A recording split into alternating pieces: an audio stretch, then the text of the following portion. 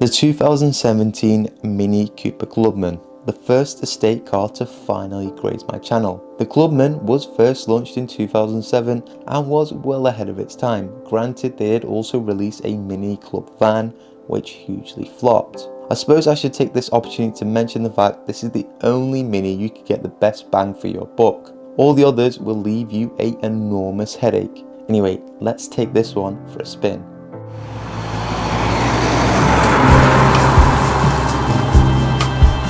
Alright, I'm in Newcastle driving a Clubman, and you probably want my first impressions.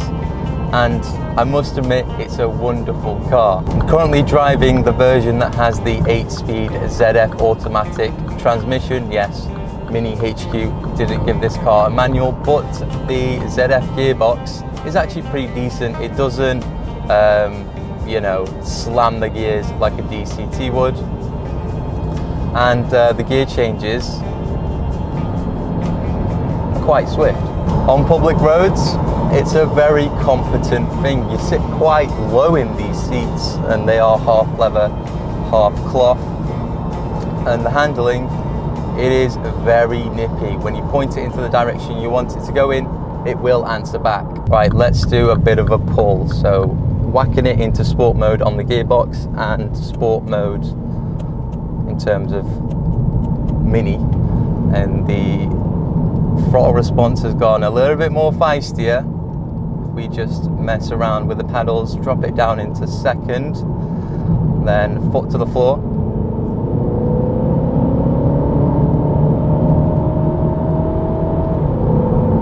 Okay. Wow. Okay, it's decent. It's a strange feeling, something I've not experienced before. Most of the power band is between 2,000, 4,000 RPM. After 4,000, there's not much going on, but you don't really notice. You don't really notice your speed, which is the scary part. And it sounds like a petrol car, bizarrely.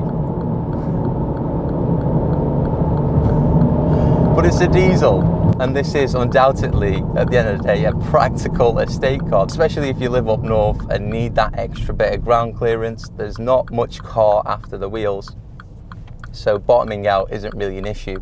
And don't forget, it's all-wheel drive, so in the winter, you're chilling. In terms of the suspension, when I read up about this car, a lot of people did, well, journalists in fact and writers did say it was rough.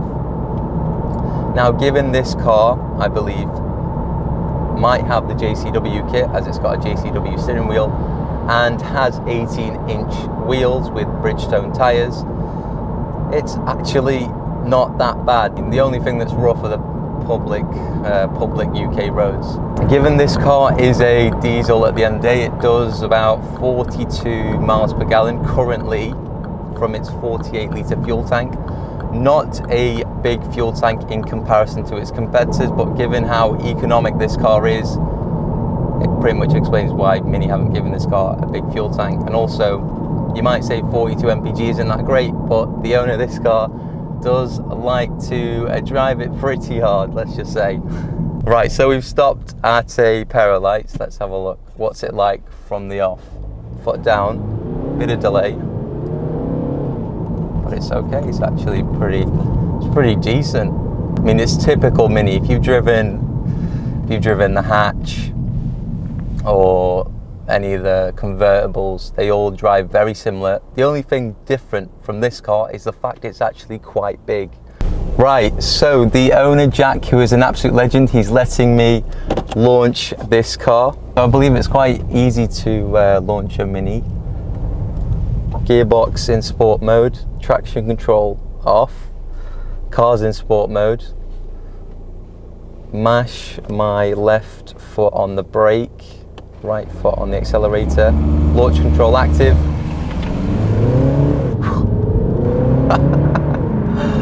Oh, that's pretty funny. That's all right. Oh, I like that. That's a lot of fun. Oh man. Oh, well. That's a lot of fun. I wish all cars came with launch control. Right guys, now I'm going to pull over and swap over to point of view driving so you guys get a better gauge of what it's like driving this car from my perspective. So give me 1 second, let me pull over and I'll see you on my GoPro camera. Right guys, now let's go for a little point of view drive. And what do you think of the interior of the Mini Clubman? Now, not used to this dashboard side being empty. I've driven a lot of Mini Coopers that have had the heads-up display, but to be honest, the heads-up display is pretty awful in the Minis. So given this car doesn't have that is a bit of a gem, to be honest. Visibility is good out the front side of the car. You've got this very upright windscreen that I've had struggle mounting my camera on. Massive wing mirrors, but visibility out the back actually is pretty poor given that massive pillar in the center. You do get used to it, but it's I should say not the best. Right, we'll go on to the A19. Power band, or the power, is very smooth as well. It's not abrupt like in some other cars. And compared to the GP3 that I drove 2-3 weeks ago, there's no torque steer, which once again is fantastic because the torque steer in those cars with front wheel drive was horrendous. Anyway, now let's pull over and talk about some of the other details.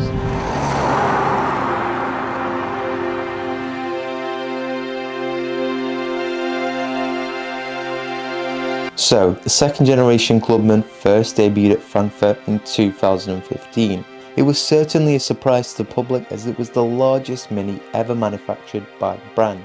Mini dipshits previously criticised suicide door design for regular ones, and the car was now based on the BMW UK L2 platform, which apparently featured more interior space. However, ironically, that's one of its weak points. Also, the eagle-eyed viewers amongst you would have noticed the Clubman lettering on the back isn't evenly spaced, and now, since I mentioned it, you'll probably never be able to unsee it.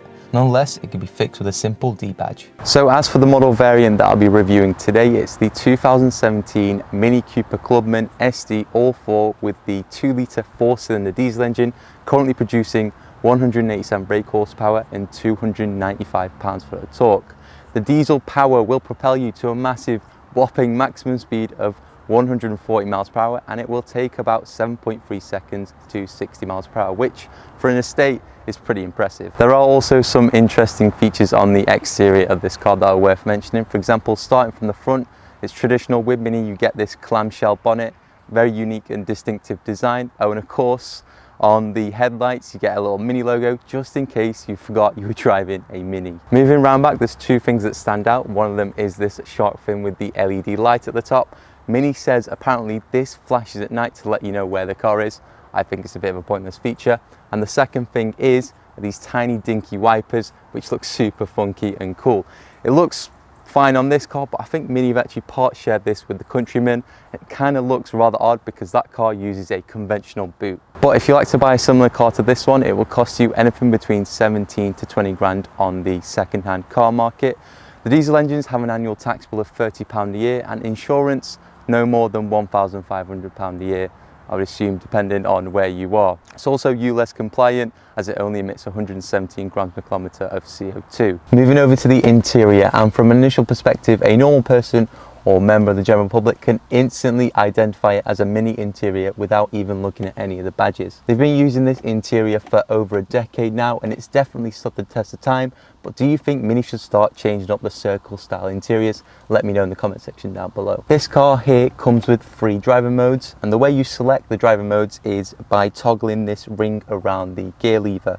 You start off in mid mode. When you slide it to the left, it goes into sport mode, which says on the infotainment system maximum go-kart feel, and it shows a little go-kart and a little rocket ship mid-flight. When you slide it to the right, it goes back into mid mode, and if you slide it to the right again, it goes back into, well, it doesn't go back into, but it goes into green mode.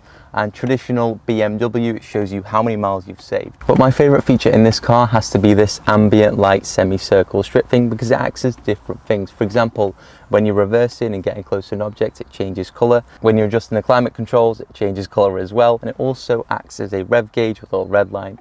I think it's pretty cool, and I love its multifunctional use. There are also a lot of airplane style toggles and switches in this car, and the general materials and the quality for them are fantastic. You'd think BMW would cheap out with this, but it's otherwise. One thing that stands out though is this engine start stop toggle, because it pulsates in red like it's ready to go. So that's the in-depth tour and review around the 2017 Mini Cooper Clubman. Mini have made a car that's definitely outside the box and a good contender against its competition, and I do hope it keeps selling well in the future, especially in this blue colour. Thank you for watching, and I'll see you in my next review.